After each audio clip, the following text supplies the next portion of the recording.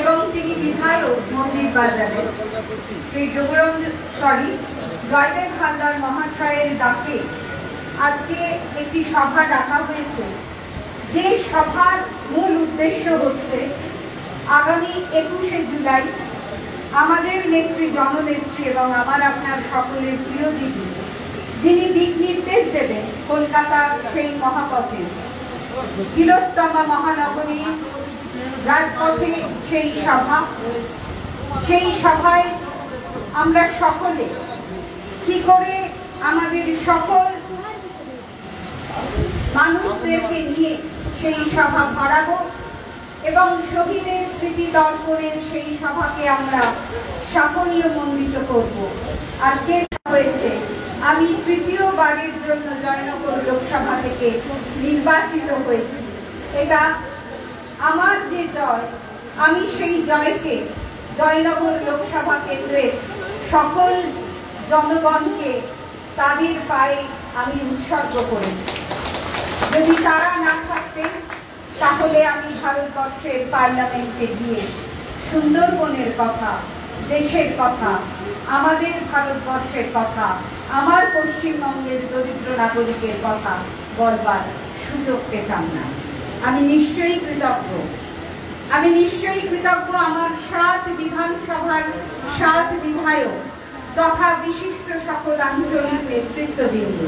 7 বিধায়কের কথা বলতে গেলেই প্রথমে আসবে ক্যানিং পূর্বের শওকত মোল্লা, আসবে ক্যানিং পশ্চিমের পরেশরাম দাস, আসবে ক্যানিং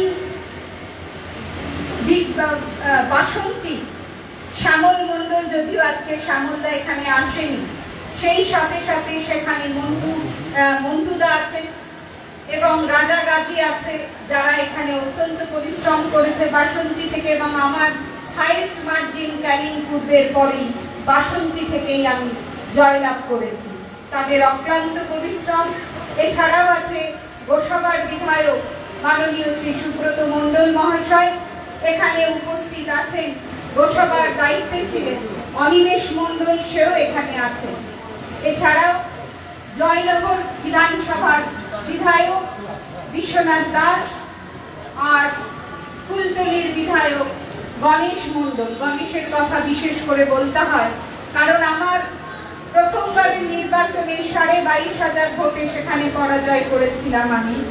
তারপরে 2019 সালে 8,500 ভোট জয়লাভ হয়েছিল, কিন্তু এবারে প্রায় 39,000-এর মতো ভোটে আমি কুলতলি থেকে জয়লাভ করেছি। এটা একটা অসম্ভব ভালো কাজ গণেশ করেছে।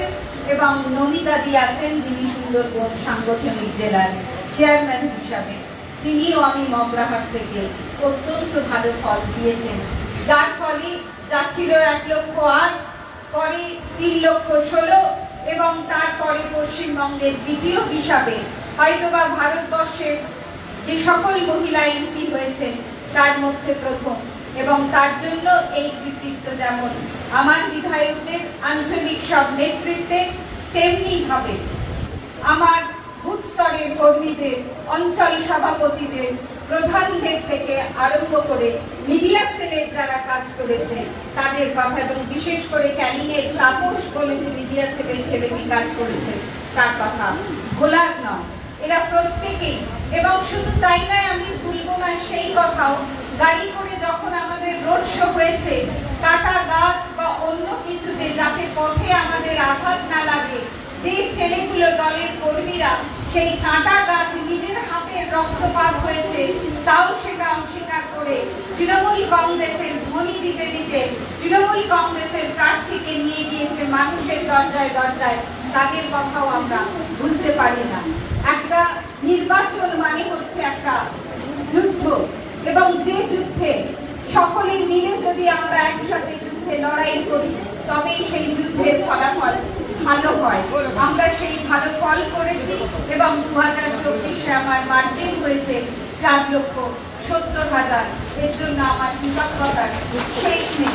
অভিষেক বন্দ্যোপাধ্যায়, যিনি আমার কেন্দ্রে এই লোকসভা নির্বাচনে 2টো মিটিং করেছিলেন এবং সে করে বলেছিল আমার লড়াই আমাদের বিরোধীদের যাতে নয়, অর্থাৎ ভারতীয় জনতা পার্টির যারা এই পশ্চিমবঙ্গে এসেছে এবং মানুষকে বিভ্রান্ত করবার চেষ্টা করেছে, তৃণমূল কংগ্রেসকে লাঞ্ছিত করেছে, তৃণমূল কংগ্রেসের নেতা নেত্রীকে অপমান করেছে। তারা বলেছিল ইসবার 400 পার আর 42-এ 42 এই যে স্লোগান তুলেছিল, তার এগেইনস্টে আমাদের লড়াই নয়। আমাদের লড়াই অভিষেক ডায়মন্ড হারবারের সেরা ফল করবে না জয়নগরের এমপি প্রতিমা মণ্ডল ফার্স্ট হবে। কথা কিন্তু তাই হয়েছে, ফার্স্ট হয়েছে ডায়মন্ড হারবার অর্থাৎ অভিষেক বন্দ্যোপাধ্যায়, আর আপনাদের সকলের আশীর্বাদে প্রতিমা মণ্ডল কিন্তু সেকেন্ড হয়েছে। অর্থাৎ সে যা বলেছিল সেদিনে নির্বাচনের প্রাক্কালে দাঁড়িয়ে আমাদের যে নির্বাচনী সভায়, সেটাই কিন্তু, আর বলেছিল জয়দেবের আমাদের বাপি হালদারের সাথে সায়নীর লড়াই, অর্থাৎ যাদবপুরের সঙ্গে আমাদের মথুরাপুরের লড়াই, সেটাই হয়েছে। বিরোধীরা আমাদের কাছে দাঁড়াতেই পারে। তাই যারা এবারে আমাদের নির্বাচনে মা লক্ষ্মীর ভান্ডার হয়ে আমাদের সাহায্য করেছে, কন্যাশ্রীরা সাহায্য করেছে, যুবশ্রীরা সাহায্য করেছে, এবং প্রত্যেক প্রবীণ প্রবীণা যারা আমাদের স্বাস্থ্যসাথী, তারাও আমাদেরকে সাহায্য করেছে।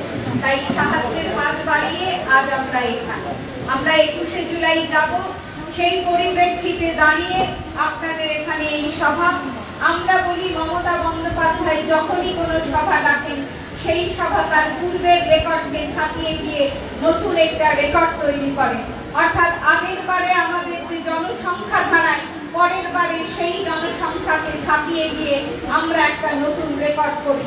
ভারতবর্ষের মানুষ শুধু তাকিয়ে আছে মমতা বন্দ্যোপাধ্যায়ের এই 21শে জুলাইয়ের সভার দিকে, যে মমতা বন্দ্যোপাধ্যায় আবার কি করবে, আবার এই তিলোত্তমা মহানগরী স্তব্ধ হয়ে যাবে মানুষের মিছিলে, মানুষের পায়ের ধুলোয়।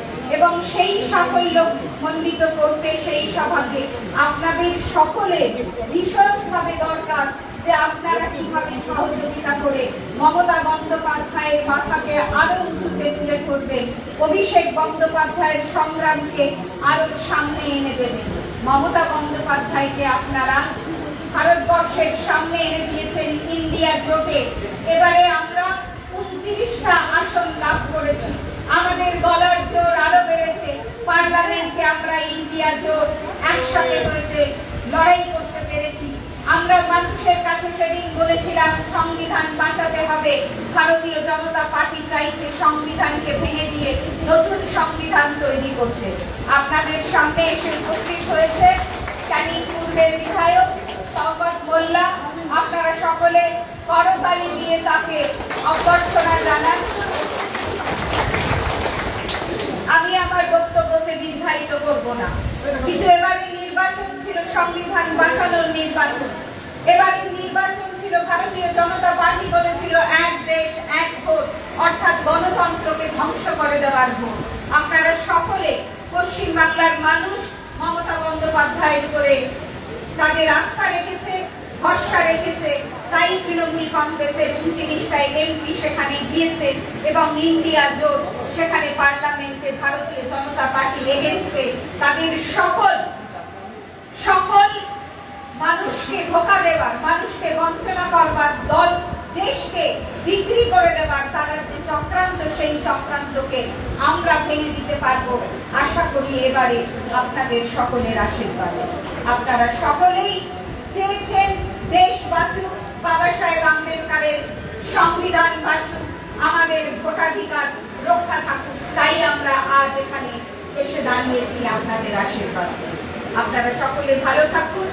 আমাকে আশীর্বাদ করবার জন্য, জয়নগরের কণ্ঠ তুলে ধরবার জন্য যারা আমাকে আশীর্বাদ করেছেন তাদের